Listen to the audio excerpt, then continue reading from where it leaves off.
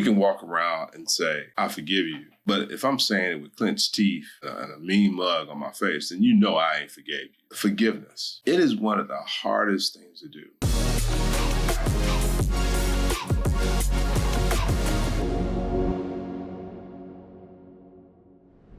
What's up, everybody? Welcome to another episode of the Today for Tomorrow podcast.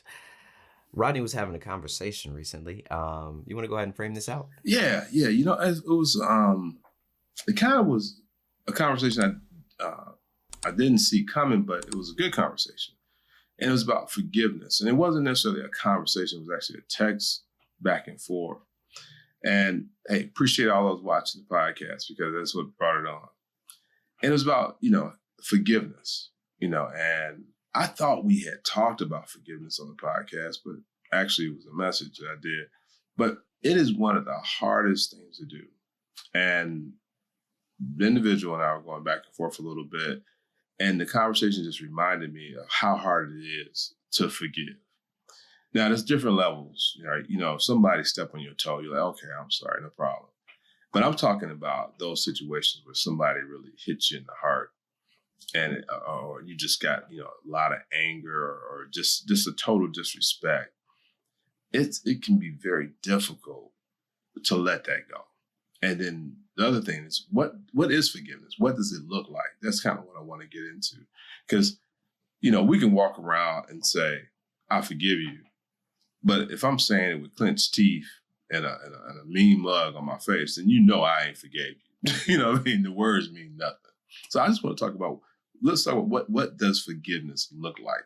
What does it really mean? Because just saying I forgive you don't mean nothing if you still holding it inside. So that's kind of where I want to go. And hey, of course, if we think about it, just as a model, if we don't understand what forgiveness is, it's hard for us to understand how much we've been forgiven for when we accept Christ. I think forgiveness.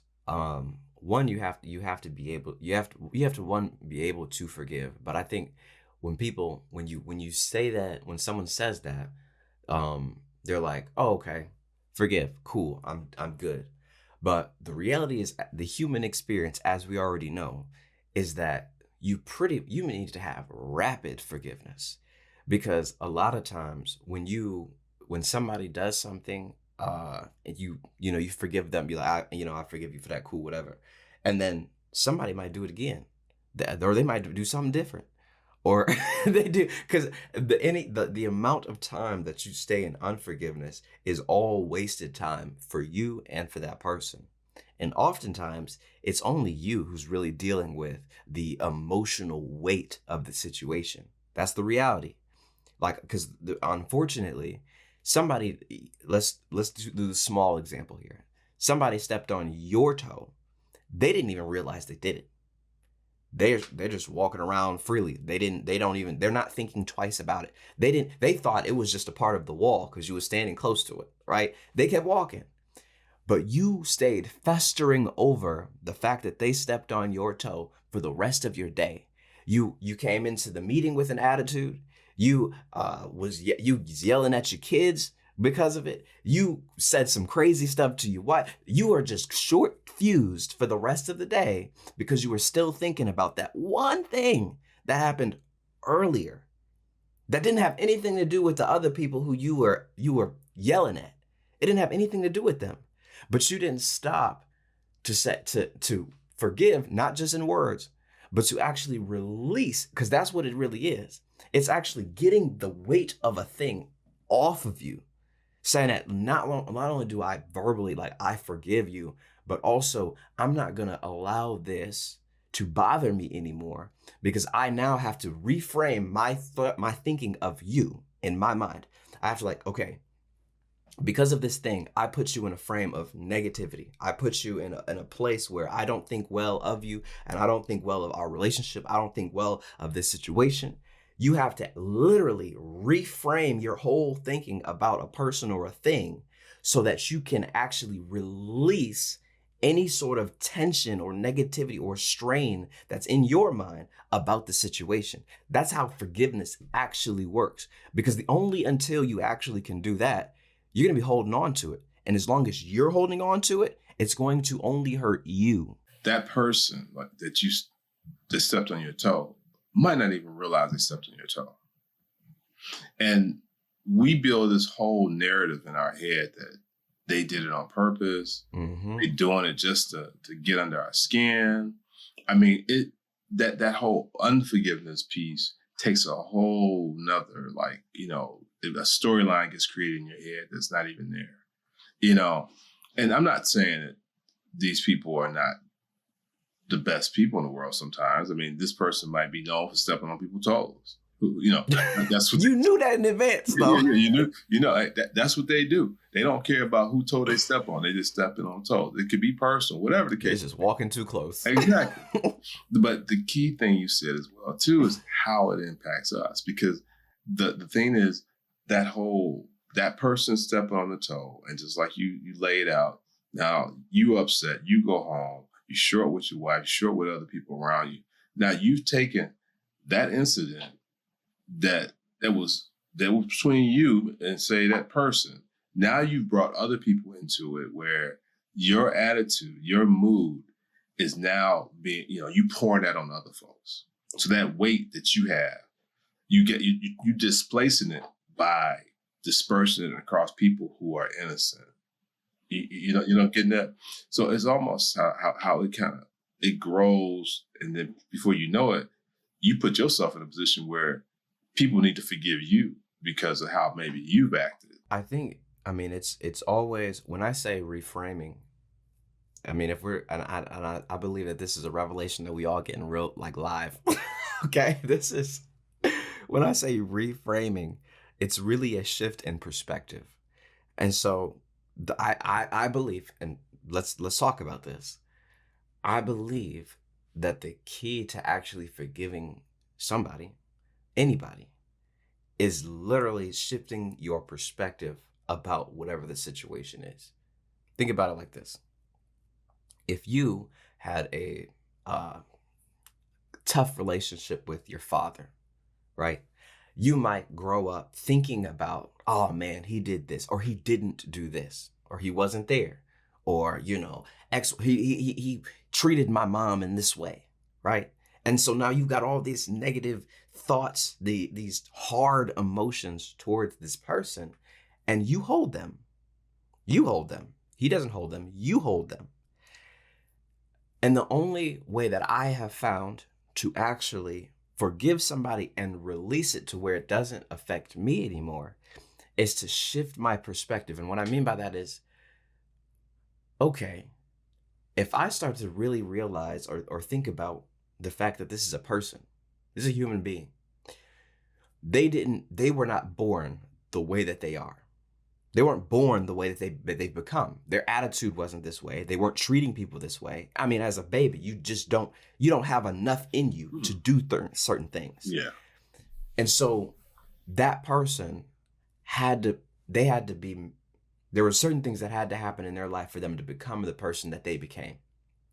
If I can just take it, instead of saying that this person is against me, they hate me, and my life sucks, and they're a terrible person, and they'll never do X, Y, and Z, and then drawing all these negative emotions from this story that I'm telling, like you said, this story that is now just playing on repeat in my head. If I can change the perspective on it to where I can think, shoot, this person went through some things. Have I ever stopped to really realize or talk to them enough to know how they became who they are? Mm-hmm. Or do I even know how they got so hard?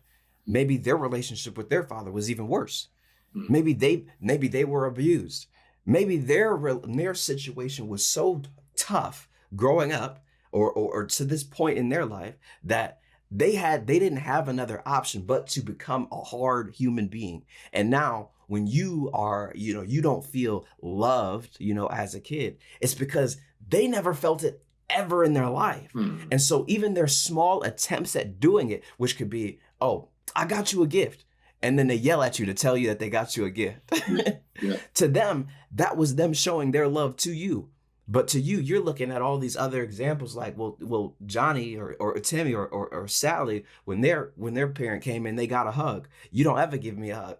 you're doing this whole comparison thing, but you don't know who you're dealing with. You didn't stop to think about who you're dealing with and how they became the person that they are.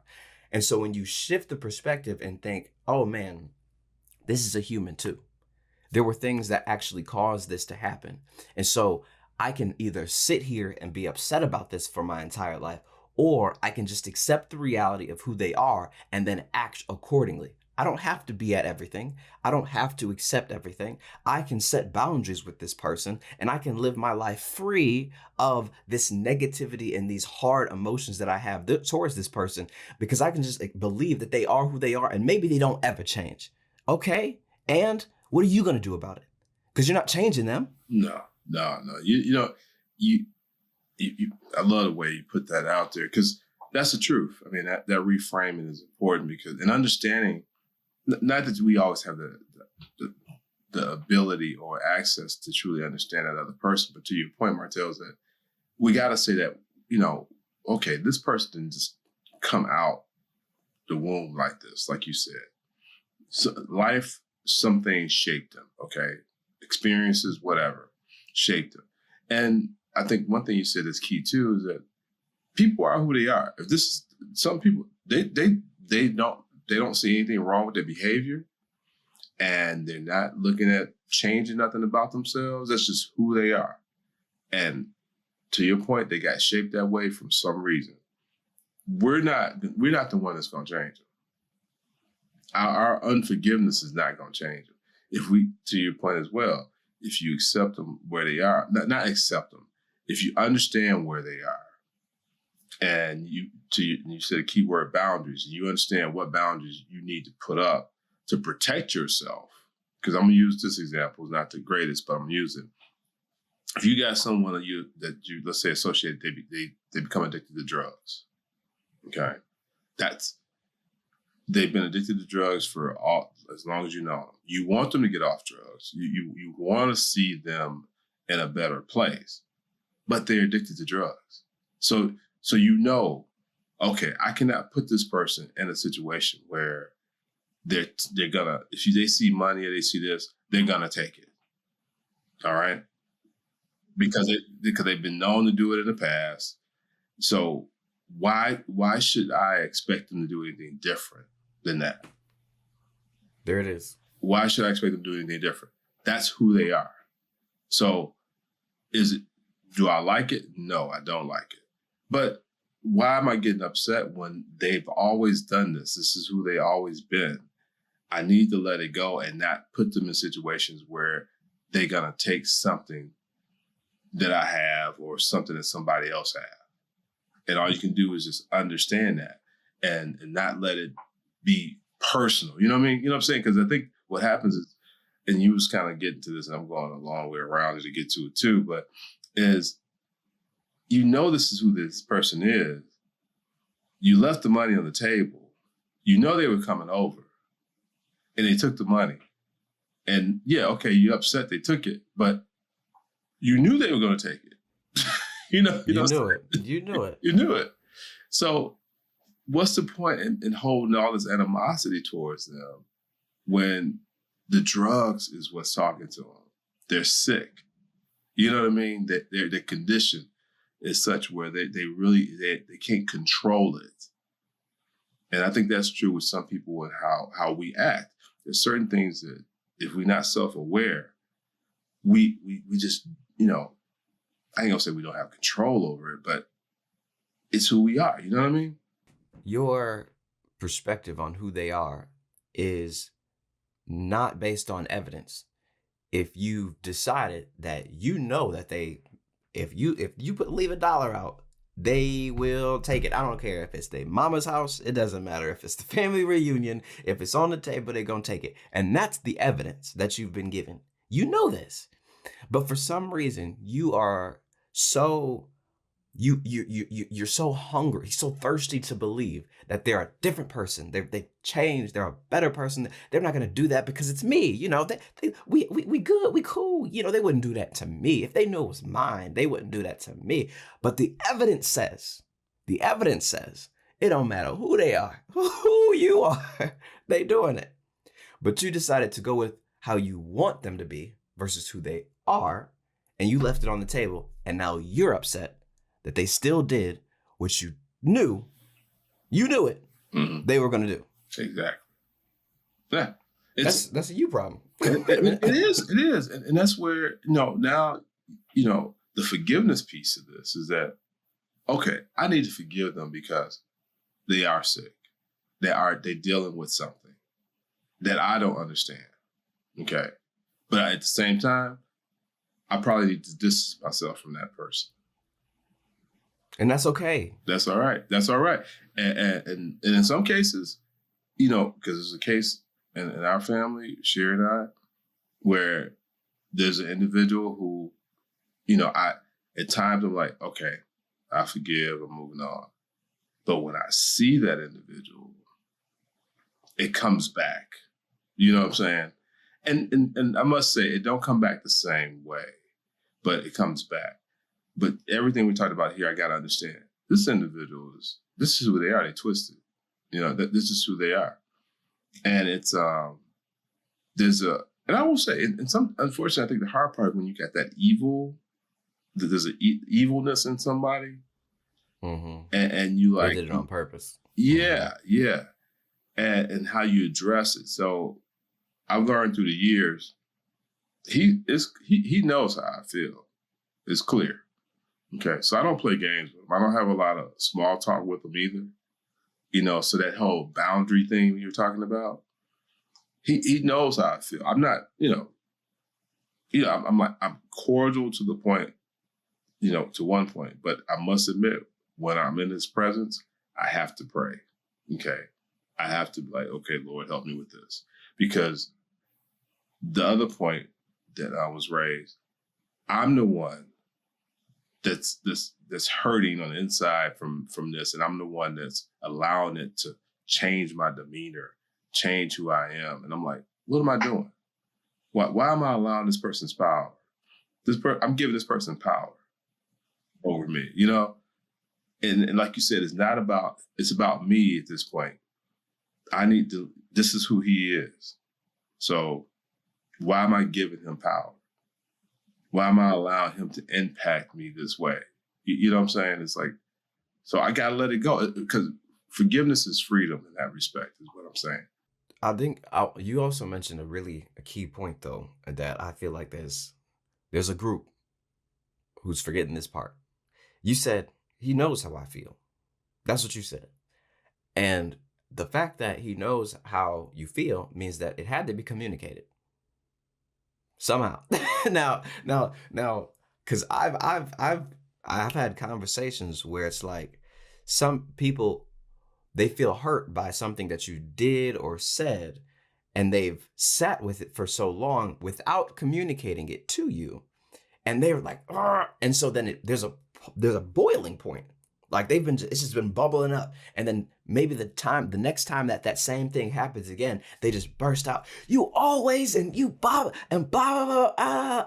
And then to the person, they're like, whoa, where did this come from? Where did this come from? And you feel like, oh, you should know because of X, Y, and Z. And I was used to, and you've never communicated how that thing that they did impacted you. So they've never been able to actually reframe their thinking about the situation at all. They stepped on your toe and they never thought about it again. You've been the one upset about it this entire time. You never stopped to say, hey, I don't appreciate the way that you did that. Or I don't like this right here didn't hit me. When you said that, when we were over at this place and you said that, it didn't sit right with me. Now they understand, oh, okay, you know what? My bad. I'm not doing that again. Now they can actually get to a point where they can just not make the same mistake twice. And they can actually realize it was a mistake in the first place. But if you've never communicated that, how are they ever going to get to that point? You can't blow up on somebody and they never knew that they even upset you in the first place. Yeah.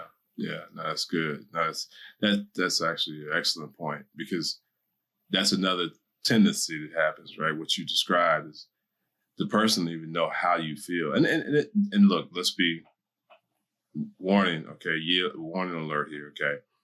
You're not able to always communicate to that person how you feel either. Okay, so I understand that, but where the situation warrants it, you need to let the person know how you feel, at least to get it off your back. But don't think that person's gonna be like, oh, I'm sorry either. Once you communicate that, because the situation I'm talking about, total denial. But I was like, it wasn't one of those things where I just had to bust out and say it either. I just, it's something that had been going on for a while, and I think people in the family know, but it's just like one of those things that, hey, it was clear how I felt. Mm-hmm. Okay. Yeah. And this individual knew it. And just to show you just the other side of it too, the person know how everybody feel, and they do stuff to try to poke you. You know what I mean? And when I say that, you know when somebody's trying to kind of get you there. And for me, I was like, okay, that's motivation for me not to get upset, because now I know you trying to play me. So the forgiveness piece, man, I think it's one of those, for some situations, I think we wired, we can forget, we can walk away from it and be like, hey, that's honest. Like a kid making a mistake. You like, and it goes back to what you said in the beginning. That child only doesn't understand. So you have the capacity to forgive that child. But when they become an adult, you assume that they actually understand more. And so you're not as forgiving because, they should know better. But in reality, do we know that? Because do we really know that person's situation? Going back to where we began with this, I think it goes back to your point in the very beginning of the conversation. We don't know that other person's situation and what's driving their thought process. We don't know. They could have a mental disorder. They could have any number of things going on that shaped them, that caused them to do this. We got to get over ourselves and understand that it's on us to let go. Otherwise, we're going to be the one to get hurt. See, this is why I was thinking that this is probably a two-parter, because there's also the aspect of this, the recovery, because not every situation, you might be that person who something significant happened to where you're at a place where it's just too hard to even talk about the situation. Yeah. And that's a different ball game, right? And it's like, yeah, it's one thing to be, on a podcast saying, yeah, forgive it, change your perspective on the situation, move on with life, you'll be fine. Yeah. But it's a different situation where it's like, you've been dealing with this your whole life. Mm-hmm. This person had you, because there's context to this too. Okay, so like there's the person on the street who steps on your toe, walks away. You won't see them again. Period. Mm-hmm. You just will never. You were on vacation. Yeah. You will never see that person again in your life. Yeah. But then there's a different where it's family. Mm-hmm. It's the person who you work with. It's somebody who you're going to see consistently. Now in that situation, or in a past situation where somebody did something really harm or crazy to you, and maybe you don't get the chance to see them again, but you're the one dealing with what happened. Now, recovering from that, and also doing it one in a biblical way, and then being able to release it enough to where you can actually recover the wound. That needs its own episode. It does, and I know we're getting towards the end of this one, but we're gonna come back and circle back to that definitely. But I think one thing I'm just gonna throw this out here too. I'm not sure if you read the book or not, but it's a book called The Bait of Satan. Okay, The Bait of Satan. Now, before people get all, it's not about no thriller or nothing like that. What it is about offense. And how does this play in what we're talking about? We are triggered to be angry or upset because we feel someone offended us. Even in a small situation, that's stepping on the toe. You're offended because this person did this. They disrespected me by stepping on my toe or my shoe. They hurt me, So you feel offended, so you feel the need to respond, okay, or a need to respond. When we have this unforgiveness in us, it's because we feel like someone offended us in some way. Now, the issue could be directed at someone else, but we still feel offended because we feel like wait a minute, that's disrespectful. You're disrespecting someone I love, so you disrespected me, or you disrespected me directly, so you feel offended, so you have to respond. You know, there needs to be some type of punishment for this because I'm offended. And the book showed me that once I understand that, okay, I'm feeling this way because I feel offended. Now I can deal with that because it's not about, it's the person, but it's more about me. Going back where we started, everything starts with us, how we receive it, how we, you know, kind of capture it, and then that helps us to deal with it, you know. And to your point, Martell, we're not going to solve this in a podcast. It needs to be a second discussion on that. Because that's part of the healing part that has to happen. Mm-hmm. Yeah, we definitely got to come back to this. This is a big, because a lot of people we all deal with it in some form or fashion. I think, you know, it comes our way, and how we deal with it dictates, you know, how we live around these individuals who we holding on to this unforgiveness. You know what I mean? And I one thing too is I don't want anybody to take the I guess the it might seem like the easy route and just say, forget it. I'm not gonna forgive them, and I'm just not gonna deal with them anymore. No. Matthew 6:14. For if ye forgive men their trespasses, your heavenly Father will also forgive you. But if ye forgive not men their trespasses, neither will your Father forgive your trespass. So we won't. I mean, it's self-explanatory. It says exactly what it says. There you have it. There you have it. I think that's a good place to kind of put the dot on this I for this episode anyway. So what do we have for the people? Yeah. I would say, hey, if you haven't subscribed already, do that. do that right now. And anybody who you know for a fact, if they're in any of those situations that we had just described, where it's like, you know, that they're dealing with something that they have been holding on to for their whole life, maybe this is an episode you want to share. If this is something where it's like they haven't the person who hurt them is still walking the earth, but they have not communicated, they have not really opened up, this might be an episode you want to share with them as well. So I'm saying, share this. Cool. Well, hey, I'm just going to invite everybody out to Man 2.0, the second Saturday of the month at the Freedom Center, 28202 Franklin Road in Southfield. Come on out, man. Check us out. Good conversation always, but more, it's a safe place for men. Another piece, come on out and join us for service at Freedom of Christ Ministry on Sundays at 11:30 a.m. Same location, 28202 Franklin Road. Hey, we just preach the word, teach, equip, serve. That's our 3 pillars, and that's teaching the word of God, equipping believers to be disciples, and serving our community. Thank you for that. And hey, thank y'all for tuning in to another episode of the Today for Tomorrow podcast. Soon we will have that, I don't know what it's going to be titled, but it's going to have something to do with recovery or healing of some sort from an offense of something. So that's coming soon. Be looking forward to that. And if you subscribe, you'll get notified of it when we have it. And we'll see y'all next week. All right. Peace. Peace.